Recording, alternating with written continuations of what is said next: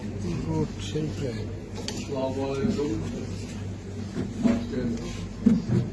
এই গোলটেবিল বৈঠকে আমাদের মাঝে উপস্থিত রয়েছেন এমন একজন ব্যক্তিত্ব যিনি এই 24-এর গণ অভ্যুত্থানের শুরুতেই ফ্যাসিবাদের পদধ্বনি শুনতে পেয়েছিলেন এবং সেখান থেকে আমাদের আন্দোলনকারী ছাত্র জনতা রাজনৈতিক কর্মীরা সবাই অনুপ্রাণিত হয়েছিল এবং আমি আর বলতে দ্বিধা নেই যে 24-এর গণ অভ্যুত্থানে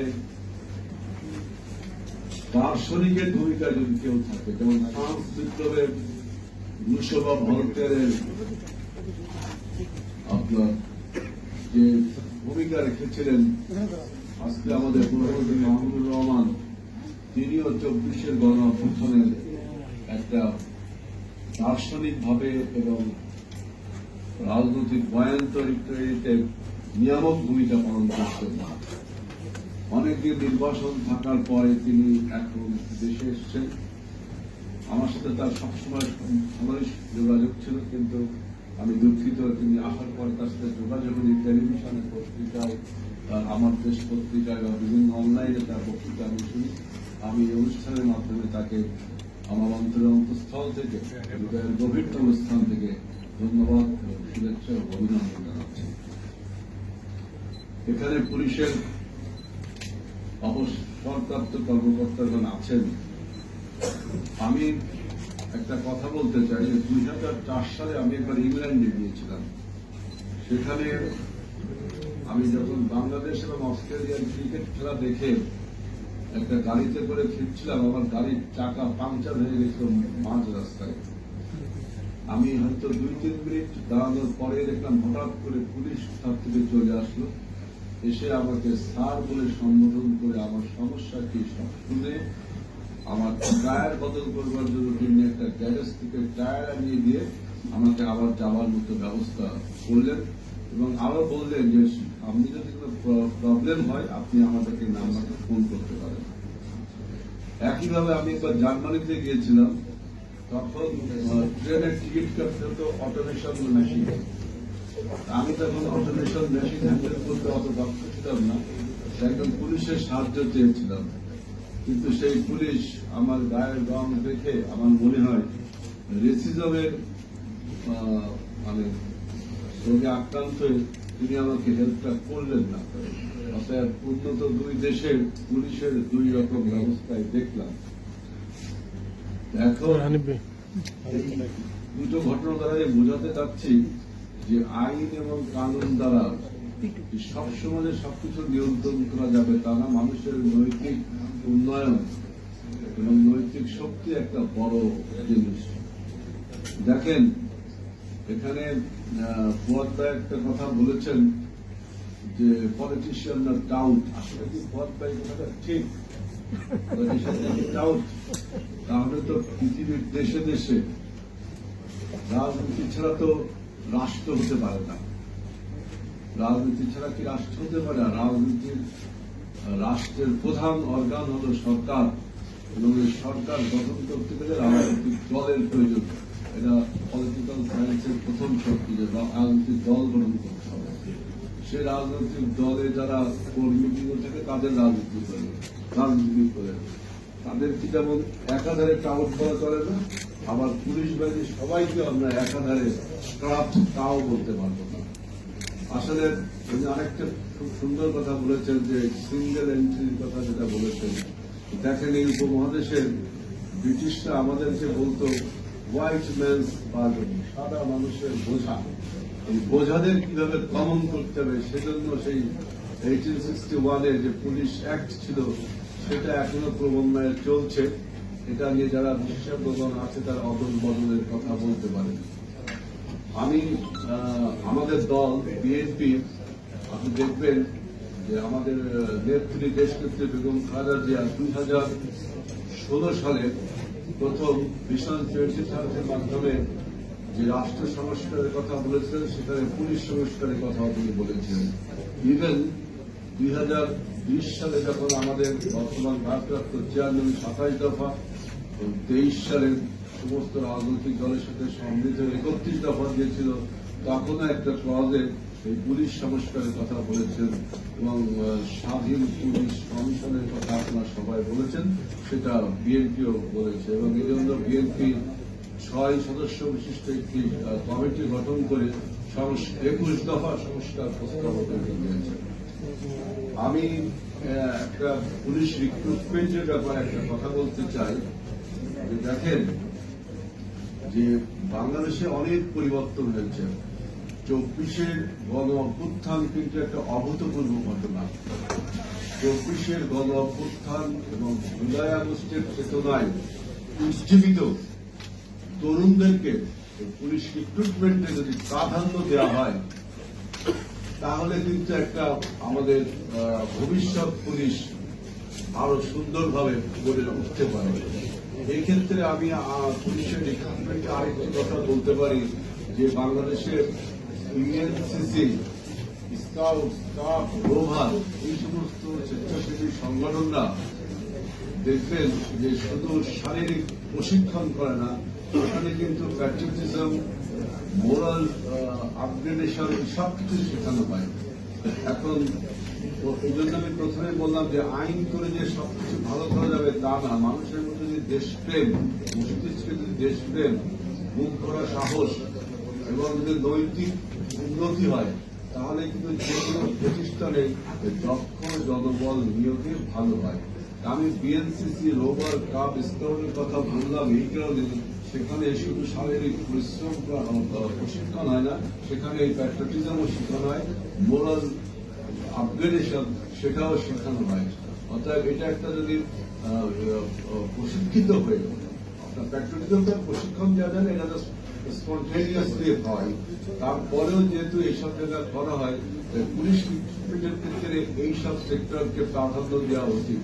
আরেকটি কথা, আমাদের দেশে এখন যে অবস্থা বিরাজ করছে, আমরা এমন একটা জিওপলিটিক্যাল অবস্থান করছি, সেখানে আমি মনে করি যে সমগ্র জনতাকে যদি 6 মাসের জন্য হলেও একটি সামরিক প্রশিক্ষণের, বাধ্যতামূলক সামরিক প্রশিক্ষণের আওতায় আনা যায়, সেখানেও কিন্তু শারীরিক প্রশিক্ষণ ছাড়াও প্যাট্রিয়টিজম এবং মোরাল আপগ্রেডেশনও শেখানো হয়।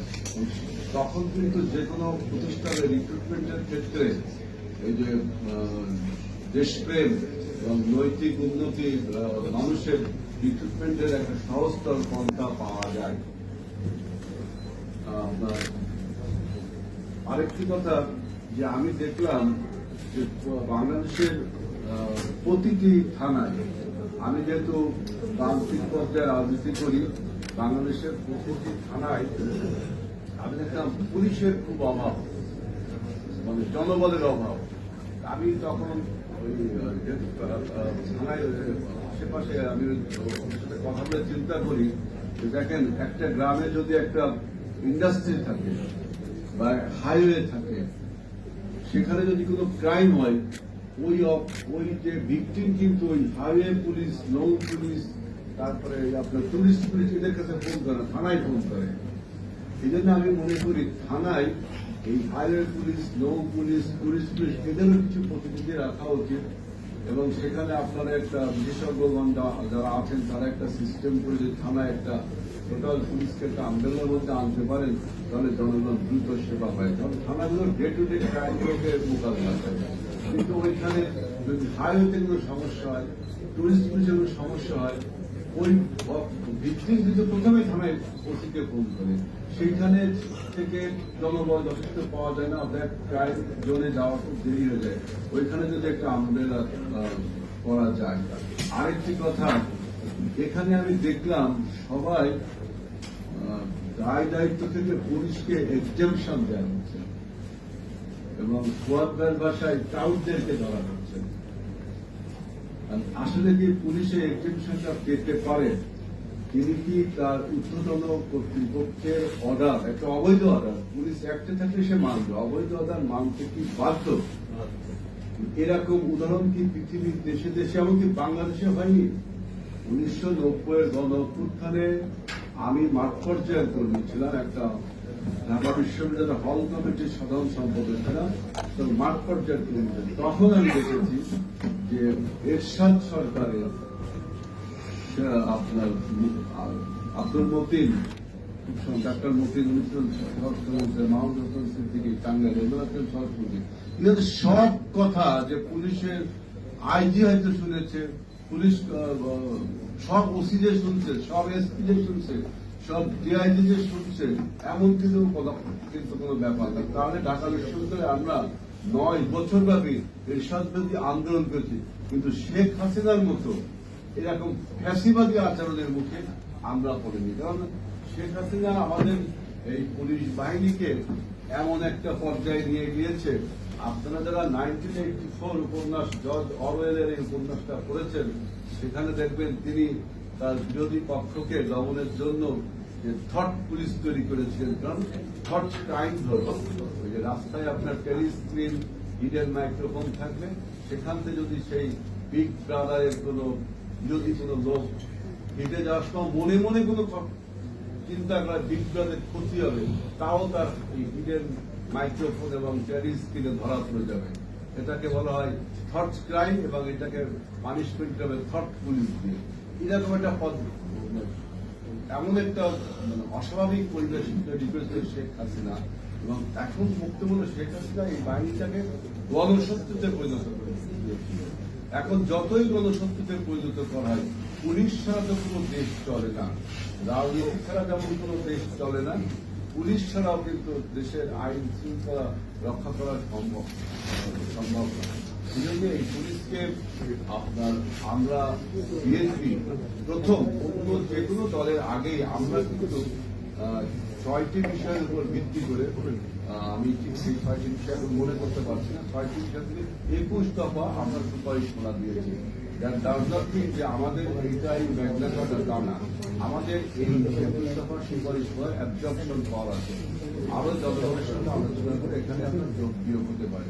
তা আমি মনে করি যে এরকম গোলটেবিল বৈঠক আমরা যদি এই নিয়ন্ত্রিত পক্ষে বসে করি, তার এই গভর্নমেন্ট যখন পিআরপি একটা প্রজেক্ট করে, প্রজেক্ট বাস্তবায়ন দেখা বই নিয়ন্ত্রিত পক্ষে বসে, ওরা প্রান্তিক পর্যায়ের মানুষ রাজনৈতিক ফল পায় না। আমি মনে করি এই ধরনের সংলাপ যদি প্রান্তরে করা হয়, বিশেষ করে যারা পুলিশ কর্তৃক ভিকটিম হয় তাদেরকেও যদি অংশগ্রহণ করানো হয় এই আলোচনায়, এইভাবে যদি সংস্কার প্রস্তাবটা, আর সংস্কার প্রস্তাবটাও কোনো একটা অ্যাবসোলিউট টার্ম না, সংস্কারটা কোনো অ্যাবসোলিউট একটা রিলেটিভ টার্ম।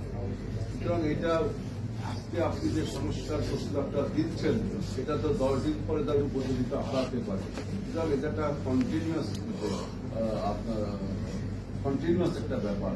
তা আমি বলছি যে আপনার পুলিশের এই পেশাদারিত্ব, তারপরে আরেকটা সমস্যা হয়, আমি দেখলাম পুলিশের পোস্টিং এবং পদায়নের ক্ষেত্রে আমি দেখলাম যেসব এলাকা শিল্প প্রতিষ্ঠান আছে, যেসব এলাকা অপরাধ প্রবণ বেশি, সেই সব এলাকায় একটা পুলিশ আপনার পদায়ন হতে চায় বা পোস্টিং হতে চায়। এই ক্ষেত্রে আমি মনে করি একটা স্বচ্ছ যদি ফিট লিস্ট গঠন করা হয় এবং এই পদায়নের ক্ষেত্রে, তাহলে কিন্তু খুব ভালো হয়। আর মনে রাখবেন যে রাজনীতিবিদরা আপনার হস্তক্ষেপ করবেই, এটা অস্বীকার করতে পারবেন না, হস্তক্ষেপ করবেই। এখন পুলিশ তার হিম্মত নিয়ে, তার ব্যক্তি হিম্মত, তার ব্যক্তি নৈতিকতা নিয়ে কতটা এটা মোকাবেলা করতে পারে। আপনি দেখেন যে আমরা দক্ষিণ আফ্রিকায় না আমেরিকায় দেখলাম 2 জন শ্বেতাঙ্গকে পুলিশ এর কারণে, তাই না? সেখানে তো পুলিশ তার হিম্মত ধরে রাখতে পারবে, সেই রেসিডেন্টের কাছে পরাস্ত তারপর থেকে গুলি করবে। আবার পলিটিশিয়ানরা যে হস্তক্ষেপ করবেই, এখন পলিটিশিয়ানরা কি জন্য হস্তক্ষেপ করবে, এটার একটা কারণ ব্যাখ্যা করা দরকার। যে দেখেন, আমরা যখন নির্বাচন করি তখন আমরা শুধু ম্যানিফেস্টো যে আমরা ক্ষমতায় গেলে এই কাজগুলো করব। জনগণ যখন আমাদের ম্যানিফেস্টোর সমর্থন দিয়ে আমাদেরকে ক্ষমতায় নিয়ে যায়, তখন আমরা ওই ম্যানিফেস্টো বাস্তবায়ন করতে গেলে কিন্তু আমার প্রশাসন, সবই তো, তাই না? এখন আপনি বলতে পারেন তাহলে কি আপনার এই রাজনৈতিক কর্মসূচি বাস্তবায়নের জন্য আপনি অ্যাডমিনিস্ট্রেশন ল এনফোর্সিং এজেন্সি ব্যবহার করবেন? হ্যাঁ, এটা তো রাজনৈতিক ভাষায় সত্য। আমি আমার ম্যানিফেস্টো এবং ল এনফোর্সিং আমার ম্যানিফেস্টো ব্যবহার করে এটা ব্যবহার করছি। কিন্তু কোন জনগণ যদি আমার এই ম্যানিফেস্টো আপনার না মানে, তখন কারো একটা স্বাধীনতা থাকতে হবে সেটা প্রতিবাদ করে। সুতরাং পুলিশের শুধু রাজনীতিবিদদের দায় না দিয়ে পুলিশের নিজের আপনার নৈতিকতা এবং নিজের হিম্মত দেখানোর মতো একটা পরিস্থিতি তৈরি না হলে শুধু সংস্কার করে আপনি বাংলাদেশ পুলিশকে দলবন্ধ করতে পারবেন না। আমি আমার বক্তব্য দীর্ঘায়িত না করে আমার বক্তব্য শেষ করছি। আল্লাহ হাফেজ। ধন্যবাদ স্যার, আপনাকে ধন্যবাদ স্যার।